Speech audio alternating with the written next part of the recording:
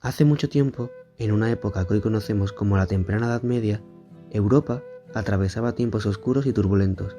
La caída del Imperio Romano de Occidente en el año 476 dejó al continente sumido en el caos. Las grandes ciudades, los caminos y las redes de comercio que Roma había construido empezaron a decaer, y el conocimiento se fue apagando poco a poco.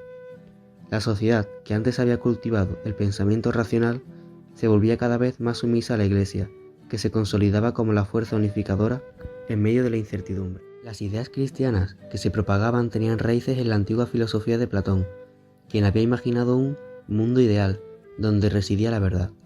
Pero ahora, ese ideal estaba más cerca de lo divino que de lo filosófico.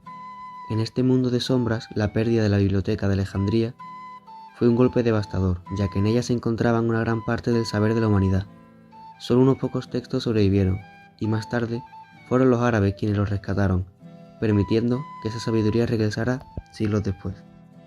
Y en medio de esa penumbra llegaron los bárbaros, pueblos del norte y del este que avanzaban en búsqueda de nuevas tierras. Visigodos, vándalos y otros grupos atravesaban las fronteras romanas, empujados por el hambre y el deseo de un hogar propio. Los ejércitos romanos, antaño invencibles, no lograban detenerlos, y las murallas de las ciudades caían ante sus embates. Con cada invasión, el imperio se desmoronaba como un coloso cansado. En el año 476, el último emperador de Occidente fue depuesto, y Roma cayó en el olvido. Europa quedó dividida en reinos y señoríos, mientras la grandeza de Roma se desvanecía como un eco en el tiempo.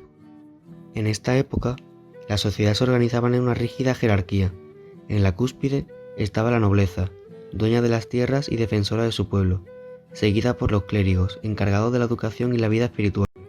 Los caballeros, soldados al servicio de los nobles, ocupaban un lugar importante manteniendo el orden y la protección. Abajo los campesinos y siervos que trabajaban la tierra, sostenían la economía y obedecían las órdenes de sus señores, sin esperanza de ascender en la estructura social. En esta época, la educación era tarea de la Iglesia y la familia, aunque pronto surgirían escuelas cristianas que se convertirían en las primeras universidades. La pedagogía medieval buscaba no solo la educación, sino la restauración espiritual, cultivando el entendimiento y la virtud. Los clérigos recibían una educación formal en los monasterios, donde aprendían latín y las enseñanzas de la Biblia. Los nobles, por su parte, aprendían el manejo de las armas, idiomas y actitudes de su clase, mientras que las mujeres eran educadas para ser obedientes, laboriosas y silenciosas en sus hogares. El aprendizaje se basaba en la repetición y en la memoria, ya que pocos sabían leer y escribir.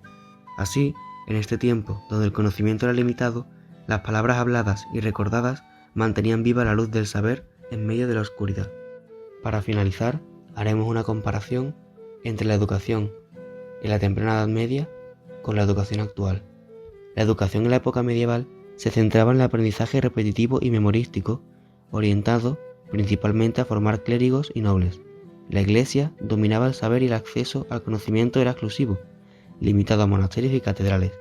Hoy, en cambio, la educación es accesible a casi todos y se enfoca en el pensamiento crítico, la creatividad y el desarrollo de ideas diversas. Las escuelas e instituciones actuales promueven una enseñanza más inclusiva y científica, adaptándose a un mundo en constante cambio y con acceso a la información digital.